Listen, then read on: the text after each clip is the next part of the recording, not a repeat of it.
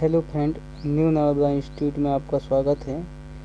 आज हम यहाँ पर ग्रुप डी रेलवे 2019 का जो पेपर 2022 में हुआ था, उस सीरीज को आगे बढ़ाते हुए मैं यहाँ पर आप लोगों को जीएस की क्लास लेने वाला हूँ, जिनमें अपन लोग जो PYQ क्वेश्चन है ना, उनको सॉल्व करेंगे। आज का लेते हैं पहला क्वेश्चन। यहाँ पर क्या बोला है देखते हैं भाई। अप्रैल 2022 तक प्राप्त जानकारी के अनुसार भारत में बीमा क्षेत्र में FDI की सीमा कितनी है। तो यहाँ पर ये जो क्वेश्चन आया है, ये करंट अफेयर्स का क्वेश्चन है। तो हमें यहाँ पर पहला ही क्वेश्चन करंट अफेयर का मिला है, तो आपको सचेत हो जाना है कि भाई करंट अफेयर की तैयारी भी आपका जितना दूसरे सब्जेक्ट पढ़ते हो उतना ही करंट अफेयर को भी पढ़ना पड़ेगा, क्योंकि 4 से 5 क्वेश्चन हर प्रैक्टिस सेट में पूछता है। तो ध्यान रखेंगे कि जितना हम मैथ्स को देते हैं ध्यान, जीएस को देते हैं, उतना हम करंट अफेयर को भी ध्यान देना है। तो इसका जो आंसर आएगा ना भाई, अधिकतम 74%। नेक्स्ट क्वेश्चन, भारतीय नागरिकों के द्वारा ट्रांसलेशन रिसर्च को मान्यता देने, प्रोत्साहित करने और समर्थन करने के लिए विज्ञान एवं प्रौद्योगिकी विभाग भारत सरकार द्वारा की गई फेलोशिप का क्या नाम है। तो इसका जो नाम है ना भाई, वो Abdul Kalam technology innovation national fellowship है। नेक्स्ट क्वेश्चन, निम्न में से कौन वर्ष 2021 में जीवन पर्यंत उपलब्धि के लिए द्रोणाचार्य पुरस्कार से सम्मानित किए गए 5 कोचों में से एक है। तो देखो यार, ये द्रोणाचार्य जो पुरस्कार है, यह खेलों के प्रशिक्षक यानी हम ऐसा बोल सकते हैं कोचों को दिए जाते हैं ये पुरस्कार। और यह पुरस्कार की शुरुआत 1985 में हुई थी। 1985 में 3 लोगों को यह पुरस्कार दिया गया था। और क्वेश्चन में पूछा है कि भाई 2021 में किन किन लोगों को यह पुरस्कार दिया गया है। तो उनमें से एक नाम जो है ना, वो सरकार तलवार जी हैं। ये क्रिकेट से संबंधित हैं और हरियाणा राज्य से संबंधित हैं। नेक्स्ट क्वेश्चन, निम्नलिखित में से भारत के कौन से राज्य आम्रवर्षा मैंगो सावर शब्द से संबंधित हैं। तो यहाँ पर 4 ऑप्शन है, इनको अपने को आंसर लगाना है। उससे पहले अपन लोग समझ लेते हैं कि भारत का जो मैप है, उस मैप में केरल और कर्नाटक कहाँ पर हैं। तो ये जो पॉइंट है हमारा, इस पॉइंट में कर्नाटक मिलेगा और उसके नीचे केरल मिलेगा। तो क्या होता है, गर्मी के समय में हमारे यहाँ जब आम जो फलते हैं और फलने के बाद में आम पकने के सीजन में ये वर्षा होती है। दक्षिण भारत में ऐसी वर्षा होती है, जिनको हम गरजता चीखता चालीसा के नाम से भी जानते हैं। तो इसका जो आंसर आएगा ना भाई, ये तो आंसर केरल और कर्नाटक आएगा इसका आंसर। ओके, यानी दक्षिण भारत की जब मैं चर्चा किया हूँ तो भाई स्वाभाविक है कि दक्षिण भारत का में 2 ही राज्य हैं, केरल और कर्नाटक। मेघालय व असम तो पूर्वी राज्य हैं। गुजरात और मध्य प्रदेश तो एक समुद्र के किनारे है, बीचों बीच में है। पंजाब हरियाणा तो और ये ऊपर है। तो मध्य प्रदेश में शीतकालीन में वर्षा होती है, उसको हम बोलते हैं वहाँ पर मेवट बोलते हैं, ध्यान रखेंगे। और ऐसा कहा जाता है कि जो हमारे रबी की फसल है, उनके लिए यह बहुत लाभदायक होती है मध्य प्रदेश में। नेक्स्ट क्वेश्चन, निम्न में से किसने राजस्थान में जोधपुर के निकट स्थित खेजड़ली गांव में खेजड़ी पेड़ों की सुरक्षा के लिए 363 अन्य लोगों के साथ अपने जीवन का बलिदान दिया गया। तो यहाँ पर 4 ऑप्शन में जो आंसर आएगा ना भाई, वो अमृता देवी बिश्नोई आएगा। ये राजस्थान से बिलोंग करती हैं और ये राजस्थान के पर्यावरणविद भी कहलाती थी। ये 1730 के आसपास ये खेजड़ी पेड़ों को बचाने के लिए लगभग 363 बिश्नोई समाज के लोगों के द्वारा ये बचाने का प्रयास किया गया। मेधा पाटेकर का नाम सुने होंगे आप लोग, नर्मदा बचाओ आंदोलन से संबंधित है। नेक्स्ट क्वेश्चन, कर्नाटक में बल्लारी, चित्रदुर्ग, चिकमंगलूर, तुमकुरू बेल्ट में से किस खनिज के भंडार के लिए प्रसिद्ध है? तो यहाँ पर 4 ऑप्शन हैं।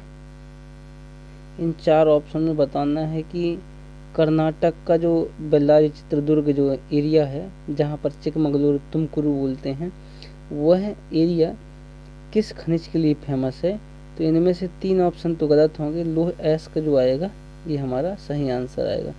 और कर्नाटक में भारत का सबसे ज़्यादा स्वर्ण उत्पादक राज्य है।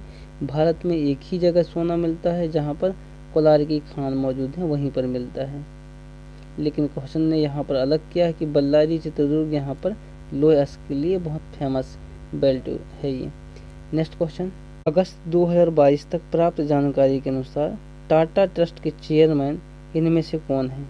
तो सब लोग जानते हैं भाई, टाटा ट्रस्ट के चेयरमैन जो थे वो रतन टाटा साहब थे, लेकिन वर्तमान में अक्टूबर 2024 में इनका निधन हो गया है। और लैंगिक अपराधों से बच्चों का संरक्षण अधिनियम किस वर्ष पारित किया गया था? तो जून 2012 में लैंगिक अपराधों के लिए बच्चों का संरक्षण अधिनियम पारित किया गया था। ये इसको अपन लोग पास्को बोलते हैं ना, वो अधिनियम है ये पारित हुआ था 2012 में।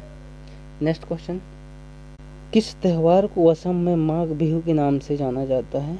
देखो, असम में जो बिहू जो है वो वहाँ का खास त्यौहार है। ये वहाँ पर बिहू असम में 3 अलग अलग समय में मनाया जाता है। एक अक्टूबर में मनाया जाता है और अक्टूबर महीने के मध्य दिनों में मनाया जाता है, और एक मनाया जाता है जनवरी के मध्य दिनों में, और एक मनाया जाता है अप्रैल के मध्य दिनों में। तो ये माघ बिहू बोला गया है। तो माघ बिहू जो बोला है ये जनवरी के महीना में मनाया जाता है। जनवरी के महीना में हम लोग मध्य प्रदेश में मकर संस्कृति के नाम से जानते हैं।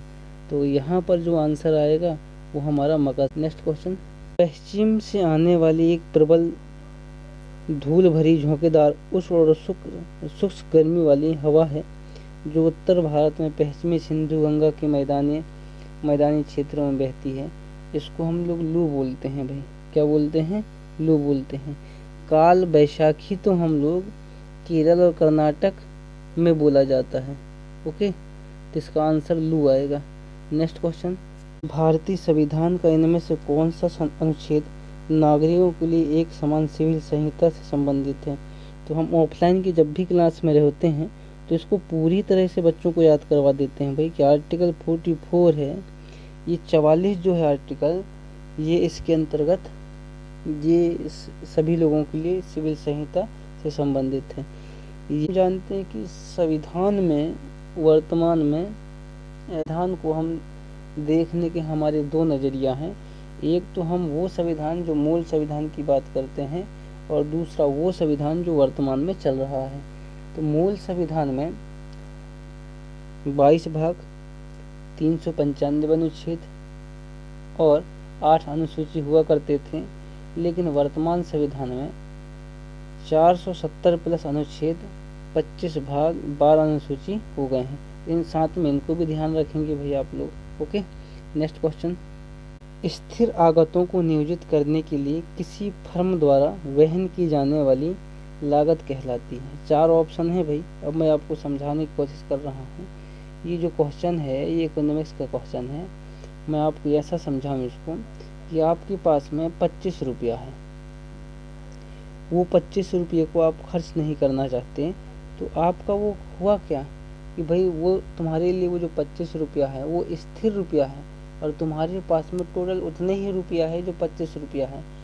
उतने ही रुपये से आप कोई भी बिजनेस करना चाहते हो, और तो वो जो लागत है आपके लिए वो 25 रुपया जो है वो कुल स्थिर रुपया है तुम्हारे लिए, और वो कोई भी बिजनेस करोगे। 3rd ऑप्शन में आपका आंसर मिलेगा। नेक्स्ट क्वेश्चन, MFI के लिए विकास निधि का प्रबंधन द्वारा किया जाता है?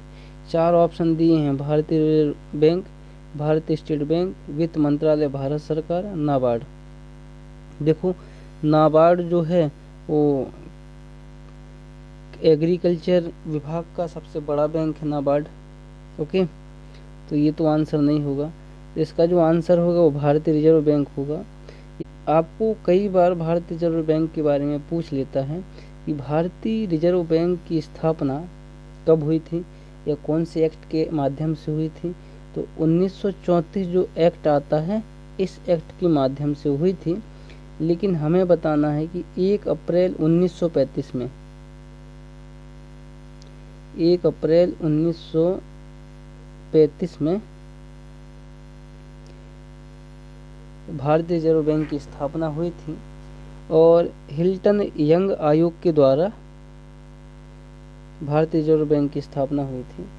जब आगे चलकर हम देखते हैं तो भारतीय रिजर्व बैंक का राष्ट्रीयकरण 1 जनवरी 1949 को कर दिया जाता है और इंदिरा गांधी की सरकार के द्वारा पहली बार 1969 में 14 बैंकों का राष्ट्रीयकरण किया जाता है और दूसरी बार 1980 में 6 बैंकों का राष्ट्रीयकरण किया जाता है और वर्तमान समय में हमारे भारत देश में 12 राष्ट्रीयकृत बैंक हैं।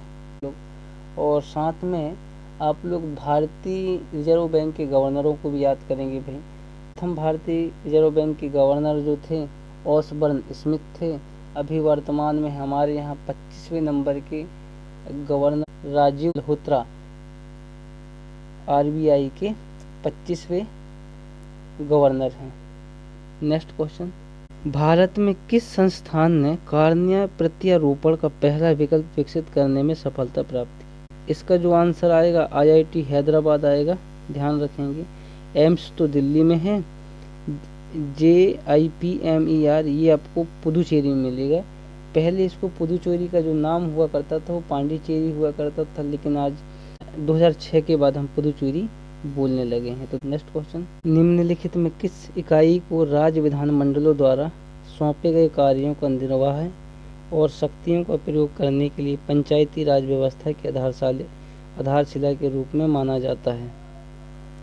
पंचायती राज व्यवस्था, ये हम अनुच्छेद संविधान के अनुच्छेद हम 40 में पढ़ते हैं, पंचायतों का गठन में पढ़ते हैं।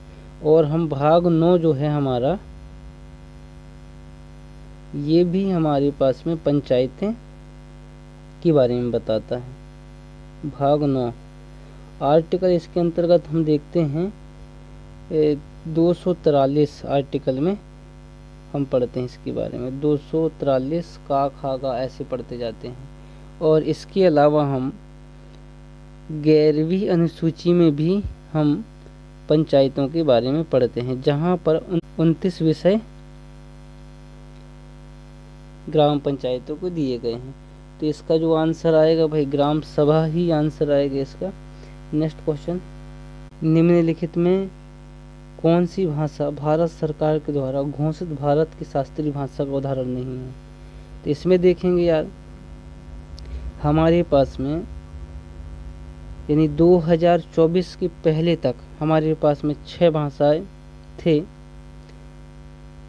जो शास्त्रीय भाषा का दर्जा दिया गया था, लेकिन भारत सरकार ने 2024 में 5 भाषाओं को मान्यता प्राप्त और दे दिया है। तो ये क्वेश्चन 2024 का पहले का है, तो इसका जो आंसर आएगा वो बांग्ला आएगा। मलयालम, कन्नड़, उड़िया, इन जो भाषा थे इनको भारत सरकार के द्वारा शास्त्रीय भाषा का दर्जा दिया गया था। इनके साथ में तेलुगु भी था और तमिल भी था और एक संस्कृत। तो 6 भाषा हुए ना भाई।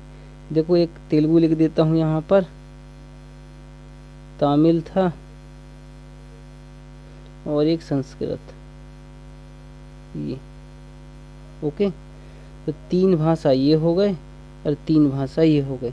लेकिन क्वेश्चन आपसे ये पूछ लिए कि सबसे पहले कौन सी भाषा को शास्त्रीय भाषा का दर्जा दिया गया था। तो हम कहेंगे तमिल भाषा को 2004 में दर्जा दिया गया था, संस्कृत को 2005 में दिया गया था, ओके।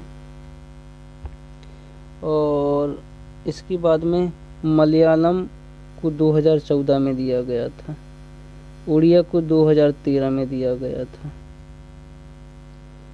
इसके बाद में 2008 में तेलुगु और कन्नड़ को दिया गया था। ओके, लेकिन अब हमारे पास में क्वेश्चन ये है कि 5 कौन कौन सी भाषाओं को 2024 में शास्त्रीय भाषा का दर्जा दिया गया है, जिनमें से बांग्ला है, ये लिख देते हैं बांग्ला, प्राकृत भाषा, पाली भाषा और 3 असमिया भाषा की, प्राकृत, पाली और मराठी।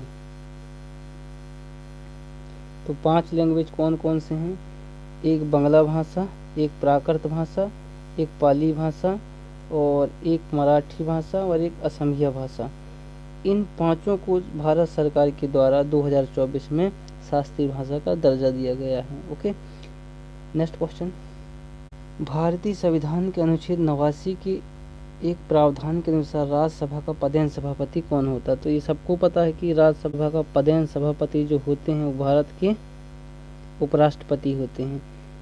तो इनको जो वेतन दिया जाता है ना, वो राज्यसभा के पदेन सभापति के तौर पर ही दिया जाता है। भारत के उपराष्ट्रपति के होने के नाते इनको वेतन नहीं मिलता, इसको चीज़ का ध्यान रखेंगे। ओके, यदि मैं आपसे ये कहूँ कि भारत के प्रथम उपराष्ट्रपति कौन थे, तो आप बताएंगे कि भाई डॉक्टर सर्वपल्ली राधाकृष्णन भारत देश के प्रथम उपराष्ट्रपति थे। और वर्तमान में कौन है भारत देश के वर्तमान में उपराष्ट्रपति कौन है? तो आप ये बताएंगे कि जगदीश धनखड़ हमारे भारत देश के वर्तमान में उपराष्ट्रपति हैं। नेक्स्ट क्वेश्चन, विप्रो लिमिटेड का निगमन किस वर्ष हुआ? तो इसका जो आंसर आएगा 1945 में आएगा। 1966 से विप्रो में क्या हुआ, विप्रो जो सॉफ्टवेयर कंपनी के रूप में बन गया, यानी 1945 से 1966 के बीच में ये अलग से काम करता था। यानी इनका काम जो था वो सॉफ्टवेयर बनाने का काम नहीं था, ये सॉफ्टवेयर बनाने का काम तो 1966 से प्रारंभ हुआ है। सॉफ्टवेयर के क्षेत्र में भारत के पहले नंबर का जो कंपनी है वो विप्रो है, ध्यान रखेंगे। नेक्स्ट क्वेश्चन, खिलाड़ियों के लिए नगद पुरस्कार योजनाओं के लिए ऑनलाइन आवेदन करने की संशोधित समय सीमा किसी विशिष्ट खेल आयोजन के समाधान की अंतिम तिथि खाली स्थान से है। तो इसका जो आंसर आएगा 6 महीने आएगा। नेक्स्ट क्वेश्चन, फरवरी 2022 में सामाजिक न्याय एवं अधिकारिता मंत्रालय ने कितने शहरों में smile support for individuals for livelihood and enterprise योजना शुरू की गई? तो अपने को बताना है आंसर, 10 बताना है भाई। और देखो भाई, करंट अफेयर के जो क्वेश्चंस हैं ना, वो मैं बार बार इसलिए बता रहा हूँ कि 5 करंट अफेयर आएंगे तो आएंगे भाई, थोड़ा सा ध्यान रखना, इनमें महत्वपूर्ण ध्यान देना है आप लोगों को। Okay, next question, Brihadaranyaka, Mundaka और तैत्तिरीय राय निम्नलिखित में किस श्रेणी के धार्मिक ग्रंथों को उदाहरण है? तो हम जो पढ़ते हैं ना, उपनिषद के द्वारा हम इनको देखते हैं।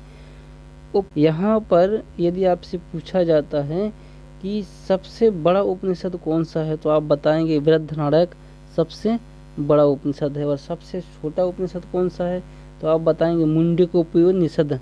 ये मुंडक्यो उपनिषद ये सबसे छोटा वाला है। ओके, तो यहाँ पर इसका जो आंसर आएगा उपनिषद आएगा। पुराण कितने होते हैं, तो हम कहते हैं 18 पुराण होते हैं, सबको पता है भाई। मेरे पास में जब वैकेंसी आई थी ग्रुप टी की, तब 32,000 कुछ वैकेंसी आई थी, लेकिन वर्तमान में ग्रुप डी की वैकेंसी है वो बढ़ चुकी है, लगभग 58,000 के आसपास हो चुकी है ग्रुप डी की वैकेंसी। तो आप लोगों को अभी से तैयारी में जुड़ जाना है। और यदि आप ऐसा समझो कि यार हम बैठे बैठे ऐसे तैयार कर लेंगे, ऐसा नहीं, कि आपको बहुत मेहनत करना पड़ेगा भाई आप लोगों को। और जब हम इन क्वेश्चनों को देखते हैं तो इन क्वेश्चन को ऐसा लगता है कि हमें ये जो क्वेश्चंस हैं थोड़ा सा डीप यदि आप नहीं पढ़ोगे ना, सिलेक्शन नहीं होगा भाई। तो आपको कभी भी ग्रुप डी की तैयारी करना है तो आपको थोड़ा सा डीप में जाके पढ़ना पड़ेगा आपको। ओके, हम लोग मिलते हैं नेक्स्ट क्लास में। धन्यवाद।